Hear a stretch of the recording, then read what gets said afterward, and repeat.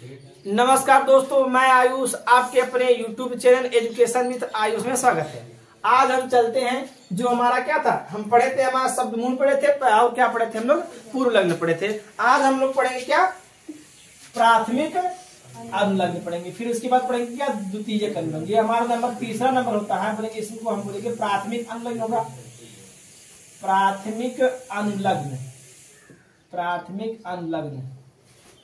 अब प्राथमिक अनुलग्न क्या कहलाता है, किसे कहते हैं, ध्यान समझिए। प्राथमिक अनुलग्न का मतलब होता है कि यह बंधों को प्रदर्शित करता है। तो बोलेंगे यह कार्बन परमाणुओं की बंधों की प्रकृति को प्रदर्शित कराता या करता है। जैसे एक बंध रहेगा तो उसका नाम क्या रहेगा, दो बंध रहेगा तो उसका नाम क्या होगा, तीन बंध होगा तो उसका नाम क्या होगा। तो इसकी परिभाषा क्या बनेंगे, लिखेंगे यह कार्बन परमाणु, यह कार्बन परमाणु, कार्बन परमाणु। अब कार्बन परमाणु की क्या होता है, जो मुख्य श्रृंखला होती है, मुख्य श्रृंखला में क्या होता है, जो बंध होती है उन बंधों की प्रकृति को बताता है। तो लिखेंगे या कार्बन परमाणु में या के मुख्य श्रृंखला, के मुख्य श्रृंखला, मुख्य श्रृंखला में उपस्थित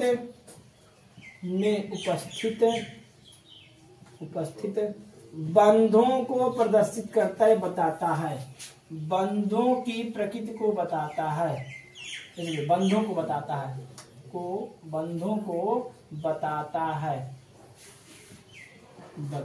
कौन बताता है, प्राथमिक अनुलग्न जो होता है वह क्या करता है, वह कार्बन परमाणु की मुख्य श्रृंखला में उपस्थित जितने भी बंध होते हैं, बॉन्ड होते हैं, उन बंधों को बताता है ना। जैसे एग्जांपल में क्या कहेंगे, कहता एक सिंगल बॉन्ड के लिए एक बंध होगा, तब एक बंध के लिए क्या यूज करते हैं हम लोग, बोलेंगे सिंगल बॉन्ड हो गया। सिंगल बंध के लिए हम लोग क्या यूज करते हैं हम लोग, अब बोलेंगे बंधों की क्या बोलेंगे, इकाई प्रक्रिया प्रकृति बोलेंगे, है ना। तो बोलेंगे बंधों की प्रकृति, बंधों की प्रकृति, बंधों की प्रकृति। और एक तरफ लिखेंगे, अब बंधों की प्रकृति कैसे होगी, प्रकृति का मतलब है जो बंध दिया गया है, इन बंध में इनका प्रकृति क्या है, लिखेंगे बंधों की प्रकृति। और एक तरफ लिखेंगे जो हमारा क्या होता है, लिखेंगे प्राथमिक अनुलग्न, प्राथमिक अनुलग्न। प्राथमिक अनुलग्न क्या नाम इनका किया था, अनुलग्न होता है। प्राथमिक अनुलग्न कौन कौन जुड़ते हैं, क्या सीखेंगे, बंधों की प्रकृति क्या होगी। जैसे एक बंध के लिए क्या यूज करते हैं हम लोग, एक बंध के लिए क्या यूज करते हैं लोग, लिखेंगे एकल बंध के लिए, एकल बंध, एकल बंध ब्रैकेट में कितना, सिंगल बॉन्ड। और सिंगल बॉन्ड के लिए प्राथमिक बोलेंगे एन होता है, क्या इन होता है कि आइन होता है, बोलेंगे सिंगल बॉन्ड के लिए एन होता है, क्या होता है, एन होता है, क्या होता है, एन। आगे बोलेंगे एकल बंध हो गया। अब बोलेंगे द्विबंध, द्विबंध या द्विबंध, द्विबंध इसको बोलेंगे डबल बॉन्ड, डबल बंध रहेगा तो क्या बोलेंगे, क्या बोलेंगे इसको, इन होगा, क्या होगा, इन होगा।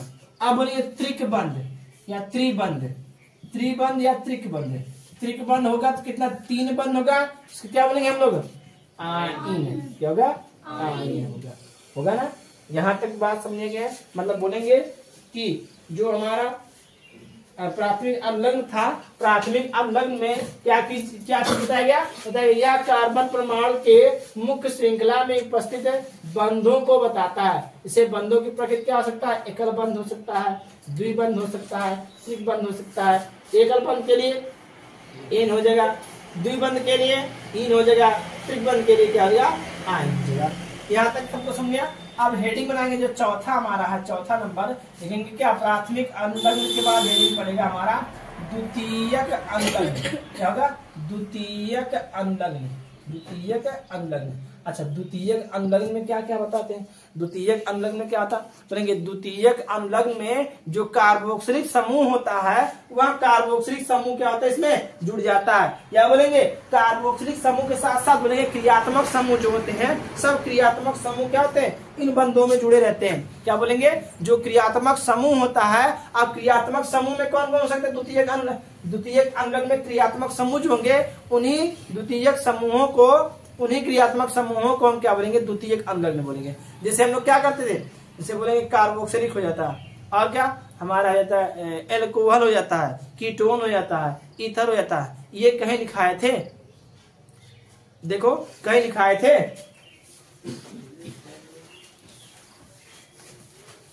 लिखो, पीछे लिखाए हैं, पीछे लिखा है। क्या लिखेंगे? इसका परिभाषा क्या बोलेंगे? द्वितीयक अनुलग्न का, यह कार्बन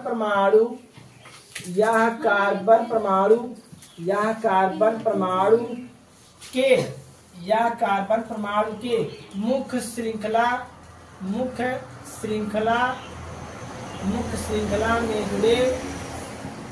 में जुड़े क्रियात्मक समूह को बताता है। क्रियात्मक समूह को बताता है। क्रियात्मक समूह को बताता है, इसका मतलब क्या है? अब देखो क्रियात्मक समूह क्या क्या होता है? हाँ, अब लिखेंगे एक तरफ क्रियात्मक समूह लिखे थे, एक तरफ क्या द्वितीयक अनुलग्न लिखेंगे। तो यहाँ लिखेंगे एक तरफ क्रियात्मक समूह लिख देंगे, क्रियात्मक समूह लिख देंगे, और एक तरफ लिख देंगे क्या? द्वितीयक अनुलग्न हो जाए। क्या? द्वितीयक अनुलग्न होगा, द्वितीयक अनुलग्न हो जाएगा। ठीक, अब देखिए प्राथमिक क्रियात्मक समूह में पहला क्या हो सकता है हमारा? क्रियात्मक समूह में क्या हो सकता है हमारा? एल्कोहल। पहला क्या बोलेंगे? एल्कोहल। अब देखो एल्कोहल किससे कितने बंधों से जुड़ा था? Single bond OH। क्या था? सिंगल बॉन्ड OH, यही लिखते थे सिंगल बॉन्ड OH। लेकिन इसका द्वितीयक अनुलग्न क्या होता? द्वितीयक अनुलग्न मतलब इसका दूसरा नाम क्या होगा? द्वितीयक अनुलग्न में किसका नाम क्या लिखा जाएगा? बोलेंगे आल होता। क्या होता? आल होता। दूसरा क्या होगा हमारा? बोले एल्कोहल, दूसरा हमारा क्या था? एल्डिहाइड। एल्डिहाइड ले रहे?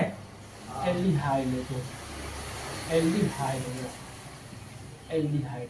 अब एल्डिहाइड के लिए क्या बोलेंगे? Single bond CHO। ये हमारा क्या था? सिंगल बॉन्ड CH जो O है वह हमारा क्या? एल्डिहाइड। अब एल्डिहाइड के लिए क्या यूज करेंगे हम लोग? आल था, इसके लिए क्या होगा? अल होगा। क्या होगा? अल। ये देखो सिंगल बॉन्ड OH था, इसके लिए आल यूज करेंगे। अब इसके साथ एक कार्बन आ गया है ना?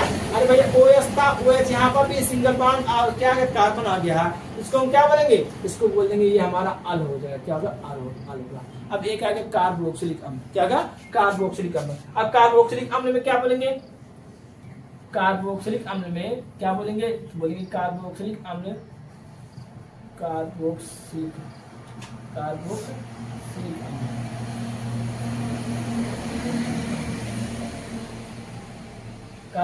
अम्ल।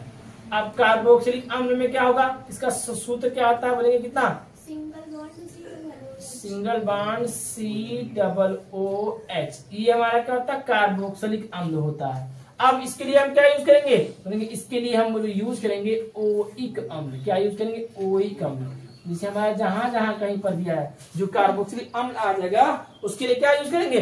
कार्बोक्सिलिक अम्ल आ गया, सिंगल बॉन्ड COH आ गया, इसके लिए क्या यूज करेंगे? ओइक अम्ल आ गया। अब इसके बाद क्या था हमारा? कीटोन था ना, इसके क्या था? कीटोन। कीटोन के लिए क्या यूज करते हैं हम लोग?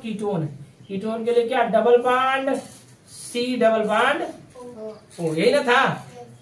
इसके लिए क्या? कीटोन होगा। तो इसका हमारा बोले द्वितीयक अनुलग्न क्या होगा? बोलेंगे ओन होगा। क्या होगा? ओन होगा। क्या होगा? ओन। अब इसके बाद क्या था? कीटोन के बाद क्या था हमारा? बोलेंगे ईथर था। ईथर था ना? ईथर का सामान्य सूत्र क्या बोलेंगे? इसका सूत्र क्या था? सिंगल बॉन्ड, हाँ single bond O single bond. इसका बोलेंगे, इसका नाम क्या होगा? इसका नाम क्या होगा? बोलेंगे ईथर का द्वितीयक अम्ल क्या होगा? बोलेंगे द्वितीयक अनुलग्न होगा ऑक्सी। हाँ ऑक्सी होगा।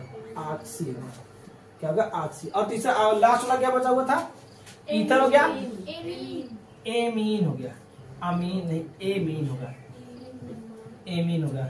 एमीन के लिए क्या यूज करेंगे हम लोग, सिंगल बॉन्ड NH2। इसका नाम क्या होगा, एमीन के लिए क्या एमीन के लिए एमीन ही यूज करते हैं, एमीन के लिए क्या करते, एमीन ही यूज करते। यहाँ तक सबको बात समझे, यहाँ तक बात समझने फिर से एक बार बता देते हैं।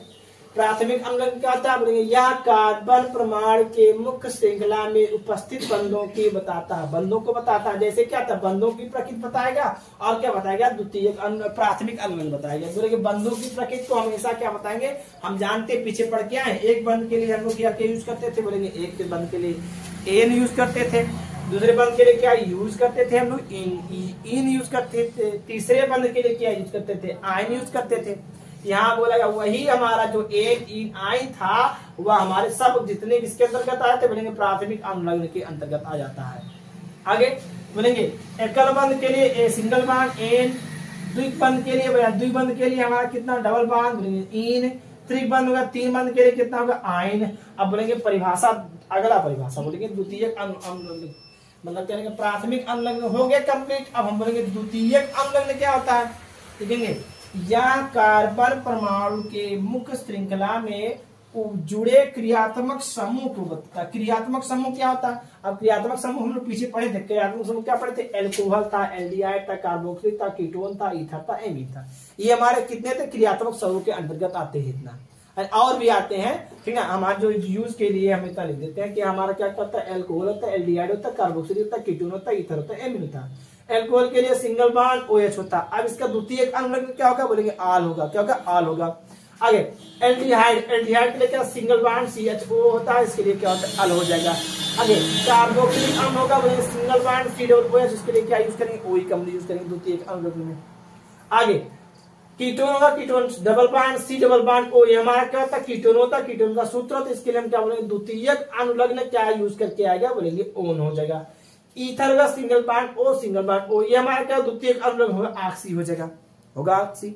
आगे बोलेंगे एमीन हो गया, एमीन सिंगल बॉन्ड NH2, इसके लिए एमीन ही यूज करते हैं। यहां तक हम लोग क्या पढ़े थे, जो हमारे IPC नाम लिखने के लिए 4 तत्वों की आवश्यकता होती थी, IPC नाम लिखने के लिए 4 तत्वों की आवश्यकता होती है, वह हमारे 4 तत्वों की पूर्ति करा चुकी है, जान चुके हैं। अब 4 तत्व में क्या पहले पढ़े थे, शब्द मूल, पूर्वलग्न, द्वितीयक अम्ल, प्राथमिक अम्ल, ये हमारे चारों पूरा करने। लेकिन अब IPC नाम लिखने के लिए, IPC नाम लिखने के लिए हमको सूत्र चाहिए। क्या चाहिए, सूत्र। बोलेंगे IUPAC नाम लिखने के लिए, नाम अगर लिखने जाएंगे तो इसका सूत्र क्या प्राप्त होगा।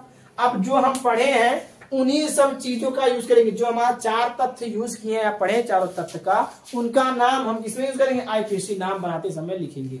तो सबसे पहले हम किन चीजों का यूज करेंगे, तो IPC नाम लिखते समय सबसे पहले किस चीज का नाम लिखेंगे, मतलब किन तत्व का नाम लिखेंगे। तो पहले बोलेंगे पूर्व लग्न होगा, क्या होगा, पूर्व लग्न होगा। सबसे पहले क्या होगा, पूर्व लग्न। अगर हमारा सबसे पहले पूर्व लग्न आ जाएगा, पूर्व लग्न का मतलब है कि जो सबसे पहले जुड़ा रहेगा वही हमारा सबसे पहले आ गया, पूर्व लग्न में आ जाएगा। फिर उसके बाद बोलेंगे, अब पूर्व लग्न के बाद बोलेंगे हमारा दूसरा पॉइंट पे क्या आ जाएगा, शब्द मूल होगा, क्या होगा, शब्द मूल होगा। ये हमारा क्या सूत्र होगा भैया, ये हमारा क्या होगा, सूत्र होगा। और तीसरा बोलेंगे प्राथमिक अम्ल होगा, जो यहाँ पढ़ दिए, और द्वितीयक अम्ल जो यहाँ पढ़ दिए हम लोग, ठीक है। तो यहाँ लिखेंगे प्राथमिक अम्ल हो जाएगा, प्राथमिक अम्ल हो जाएगा, और साथ में क्या हो जाएगा, और साथ में हमारा क्या हो जाएगा, द्वितीयक अम्ल भी हो जाएगा, द्वितीयक अनुलग्न भी हो जाएगा। तो यहाँ से IPC का नाम लिखने जाएंगे जब भी क्या लिखेंगे, प्राथमिक अम्ल। पहले क्या करेंगे, IPC नाम लिखते समय बोलेंगे सबसे पहले पूर्व लग्न होना चाहिए। सबसे पहले पूर्व लग्न अगर आ जाता तो पहले इसका नामकरण करेंगे, फिर उसके बाद शब्द मूल लिखेंगे, फिर प्राथमिक अम्ल, फिर उसके बाद क्या होगा, द्वितीयक अम्ल। इन्हीं 4 तथ्यों पर हमारा क्या होगा, IPC नाम पूर्ण रूप से कर दिया जाएगा, है ना। यहाँ तक बात सबको समझ आई नहीं है ना। देखो IPSC नाम क्यों लिखा जाता है, जैसे हम लोग क्या पढ़ते हैं, हम लोग साधारण नाम अगर पढ़ने जाए, साधारण नाम हम लोग कैसे पढ़ते हैं, जैसे सिरका पढ़ लेते हैं, या हम बोलेंगे फार्मिक HCOH पढ़ लेते हैं, HCOHH, HCOOH, हम उसको बोलते हैं फार्मिक अम्ल बोलते हैं। ये हमारे बोलेंगे चीटियों में पाई जाती है। क्या थी, चींटियों में पाई जाती है। जो फार्मिक एसिड होती है बोले HCOOH। अब इसका आईपीएसी नाम लिखना चाहेंगे, इसका हम क्या करेंगे, आईपीएसी नाम। तो हम लोग क्या करते हैं, फार्मिक अम्ल यूज कर लेते हैं, तो इसका नाम बोलेंगे, ये हमारा साधारण नाम है। क्या साधारण नाम है। अब इसका आईपीएसी नाम क्या होगा, अब इसे हम लोग अपने यहाँ इसका नाम फार्मिक अम्ल बोलते हैं, अब कहीं कहीं इसका नाम दूसरा होगा, तो जो हमारा आईपीएसी नाम होगा लिख दिया जाएगा, तो पूरे संसार में कहीं भी पढ़ने जाएंगे तो हमारा यूज किया जाएगा, कौन सा, ये आईपीएसी नाम माना जाएगा। ठीक है, ठीक लिखना समझने।